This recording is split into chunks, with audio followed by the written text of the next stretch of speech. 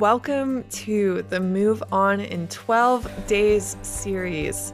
We know the holidays are hard for many reasons, especially if you're working through a breakup right now, but no worries, we are here to help and here to keep you company for 12 days during this holiday season.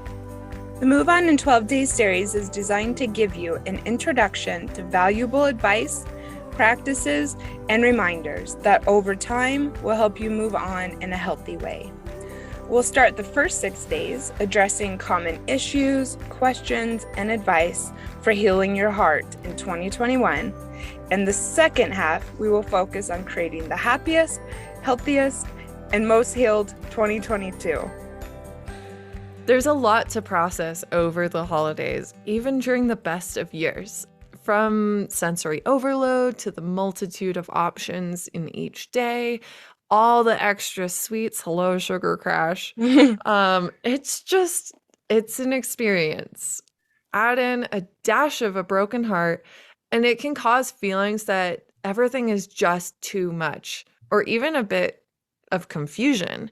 This can be amplified when we find ourselves thinking about our ex non-stop.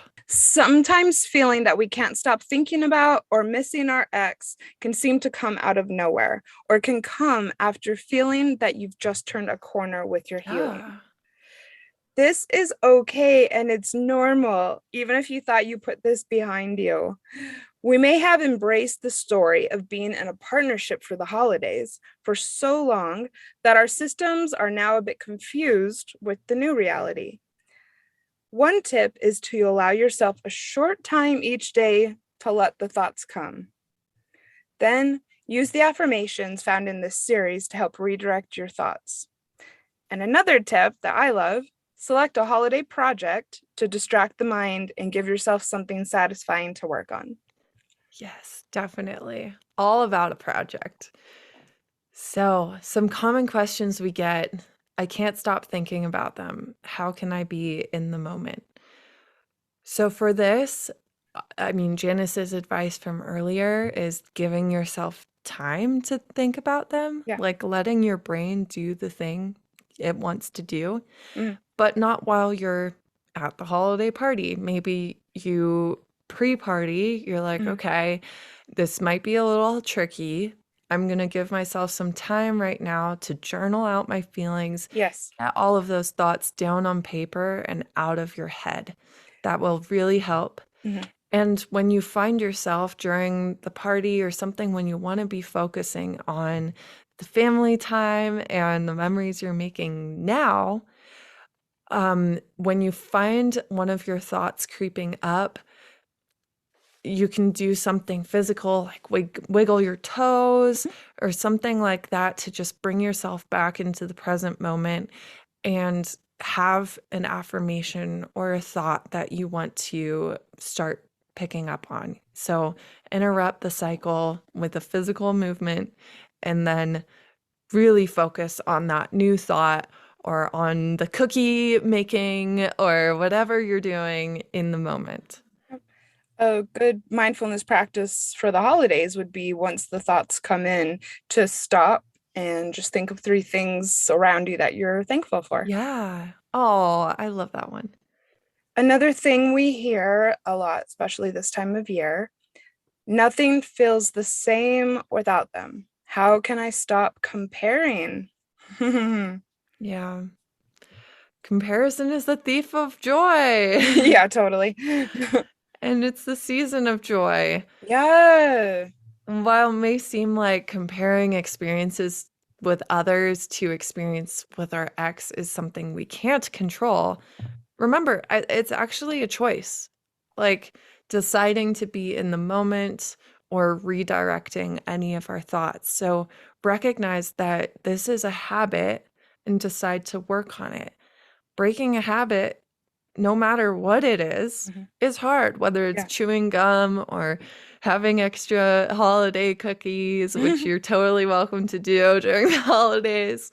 But just remind yourself that habits can be broken. And just because you haven't broken it yet doesn't mean that the holidays will always hurt like this. Yes. Getting through this holiday, next year, it's going to be a different story. I promise you. Yeah, I agree. And if it helps, try to keep the dynamic of fading affect bias in mind. Our brain naturally holds on to the happier memories of a person than the bad. Yeah. This can be amplified during the holidays when we see so many people who appear to be happier than we are. Yeah. Try to accept that this is a bit of your brain playing a trick on you, and that might help it get easier. Yeah. Yeah. Our favorite thing. Fab, fab, fab. Yep. So, an affirmation for you to use today: one step at a time. I don't have to figure it all out at once. Love that one. Another one. Some people are made to only be in our lives for a chapter or two. There will be love in my life again. Want to process your feelings? A journal prompt for you to use today: I'm feeling angry and or disappointed that. Yeah, get it out. Yeah.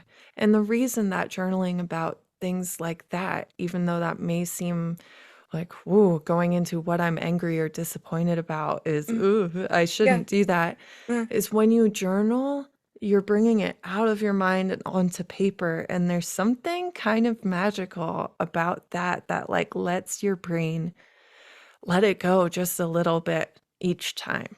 Yeah, thank you for clarifying, Claire. It's a release, Yeah, for sure. exactly. And yeah, that I'm glad that you said that. And also, all of these journal prompts are optional. And if this doesn't resonate with you and get you excited, you're free to skip it. But yeah, it can be really therapeutic when you're caught up in the emotions to get it out of your body and onto the page. Yes. Thank you so much for listening to the X-Files Move On in 12 Days holiday series, and happy holidays! We wish you all the holiday blessings the universe has to offer. If you'd like one-on-one support on your healing journey, just DM us on Instagram at X-Files Podcast.